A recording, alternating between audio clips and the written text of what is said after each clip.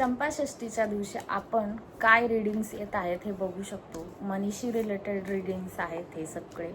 अबंडन्सशी related तुमचं या येणाऱ्या चंपाषष्ठीपर्यंत काय ग्रोथ होणार आहे किंवा तुम्ही काय केलं पाहिजे हे रीडिंग्स मी घेत आहे. तर हे बघा, माइंडफुल स्पेंडिंग म्हणजे जेव्हा तुम्ही कुठेही खर्च करतात तेव्हा तो का करत आहोत किंवा त्याची व्हॅल्यू खरंच तेवढी आहे का ह्याचा विचार करा. कॉन्शियसली तुम्ही स्पेंडिंग करा, कारण काही वेळेस तुमच्याकडनं अननेसेसरी खर्च होताना दिसत आहे ते, आणि त्याच्यामुळे स्पेंडिंग करताना निश्चितच तुम्हाला हा मेसेज आहे की चांगल्या ठिकाणी करा.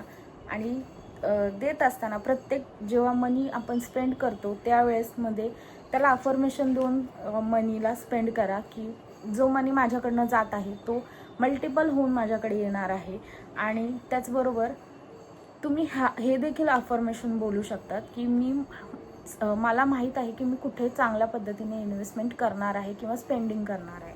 कारण तुम्हाला आत्तापर्यंत कळालं नसेल की आपल्याकडनं काय खर्च एक्स्ट्राचे झालेले आहेत, परंतु एक्स्ट्राचे खर्च जे आहेत तेच ह्याच्यामध्ये दाखवत आहेत की तुमचे या मंथमध्ये एक्स्ट्राचे खर्च झालेले आहेत. तर ते तुम्हाला थोडंसं लक्ष द्यायचं आहे, एक्स्ट्रा कुठे आपले खर्च होत आहेत.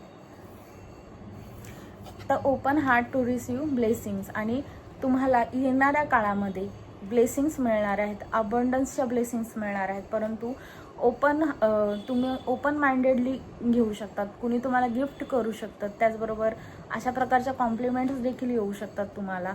आणि तुम्ही अफर्मेशन देखील बोलू शकतात की I am open to receive all the blessings from universe. I am open to receive all the blessings from universe. आजच्या दिवशीचे चंपाषष्ठीचे जे हे कार्ड आहेत त्याच्यामध्ये त्या एनर्जी खूप क्लिअर आहेत. ह्या मंथमध्ये तुमचे एक्सपेन्स जास्त झालेले दिसत आहेत. त्याचबरोबर दिसते की तुम्हाला येणाऱ्या काळामध्ये ब्लेसिंग देखील मिळणार आहेत. अजून एक कार्ड मी पिक करते आणि त्याच्यामध्ये बघूयात आपण काय होते ते.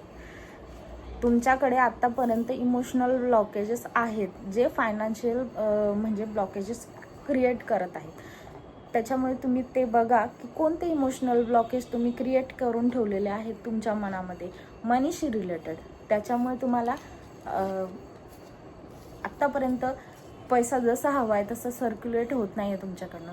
कधी कधी हे बघा, आपण पैसा खर्च करताना भीती वाटते की आपल्याला तो पुन्हा रिटर्न येईल की नाही. तर तसं करू नका. प्रत्येक जण हा पैसे खर्च करताना कुठेतरी तुम्ही घाबरताय.